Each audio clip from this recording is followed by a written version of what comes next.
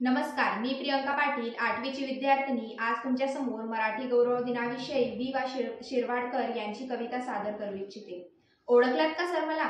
पावसात आला कोणी, कपडे होते कर्दमलेले, केसांवरती पाणी, क्षणभर बसला नंतर हसला, बोलला वरती पाहून, गंगामाई पाहुणी आली गेली घरट्यात राहून, माहेर वाशीन पोरीसारखी चार भिंतीत नाचली, मोकळ्या हाती जाईल कशी, बायको मात्र वाचली, भिंत कचली, चूल विजली, होते नव्हते गेले, प्रसाद म्हणून पापण्यांमध्ये पाणी थोडे ठेवले, कारभारीला घेऊन संगे सर आता लढतो आहे, चिखलगाड काढतो आहे, पडकी बिन बांधतो आहे।